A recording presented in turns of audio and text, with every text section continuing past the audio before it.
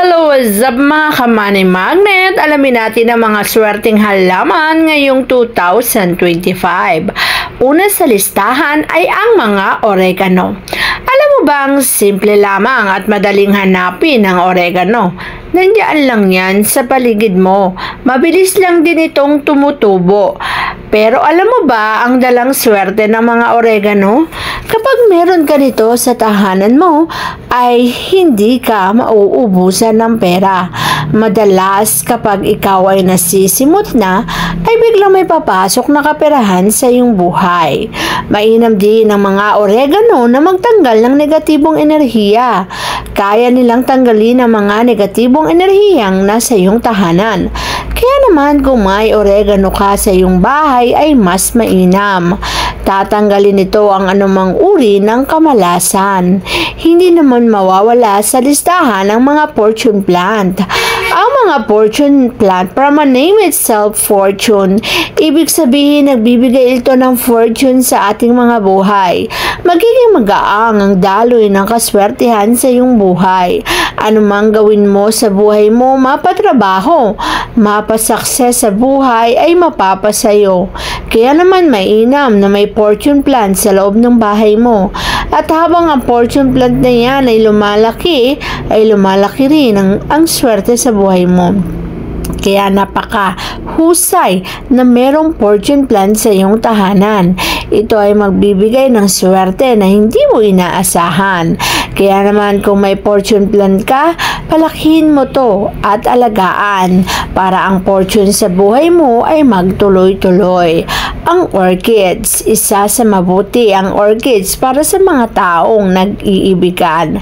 Kapag ito ay nasa tahanan mo, lalo na ngayong taong 2025, ang mainit na pag-iibigan ninyong mag-asawa ay lalong magniningning.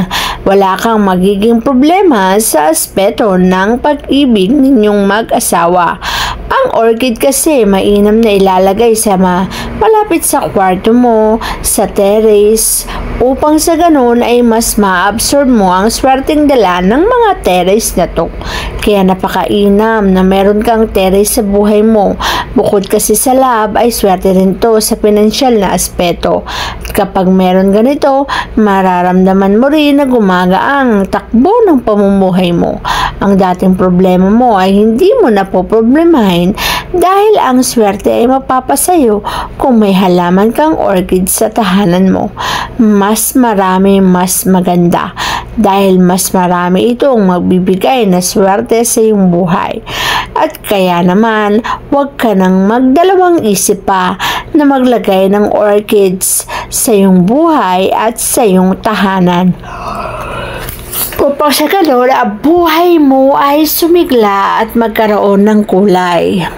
At syempre, kapag ang orchid na yan ay nasa tahanan mo, ang ningning ng mga kulay nito ay magbibigay din ng ningning sa pag-iibigan ninyo. Hindi rin mawawala sa listahan ang maswerteng snake plant. Alam mo bang ang mga snake plant ay lumilinis ng mga hanging ating nalalanghap sa ating kapaligiran.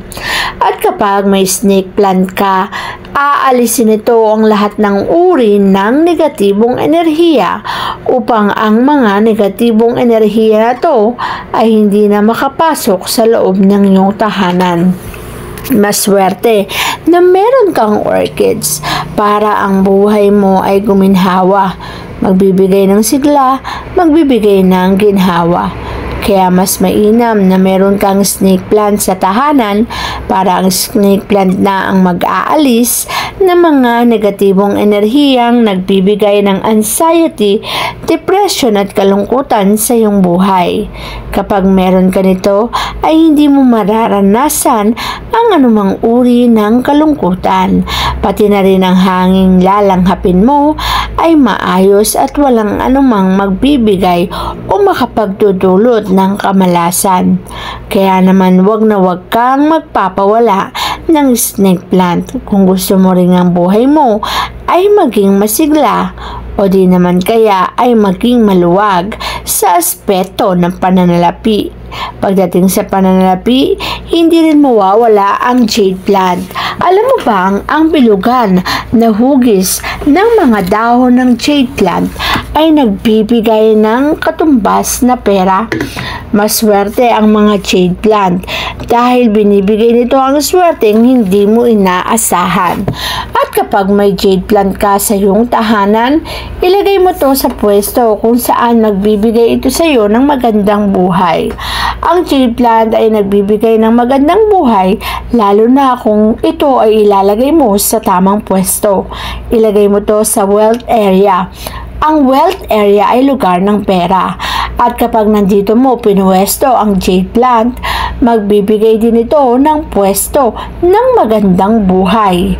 Siyempre, ang palm tree naman ay mainam din sa negosyo. Madalas sa opisina ay makikita mo ang mga palm tree habang namumulaklak at namumukadkad ang palm tree, mamumukadkad din at dadami ang pasok ng blessing sa iyong buhay, mapanegosyo, business o trabaho man yan.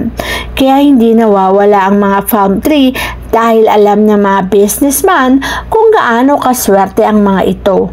Nag-a-atrakto ng mabilis na pasok ng kaperahan, mabilis na transaksyon.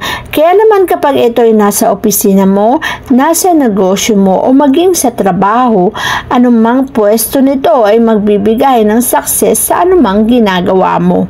Kaya mainam na may jade plant para ang buhay mo ay maging magaang. Ang buhay mo ay daluyan ng maraming swerte at maraming blessing. Ay nagbibigay ng mahusay na swerte katulad din ng palm tree. Palm tree, jade plant, fortune plant, ang lahat ng ito ay swerte sa buhay mo. At kapag namulaklak or kaya naman ay tumubo, swerteng-swerte ito. Huwag mong hahayaan na ang mga halaman na to ay mawala sa iyong buhay.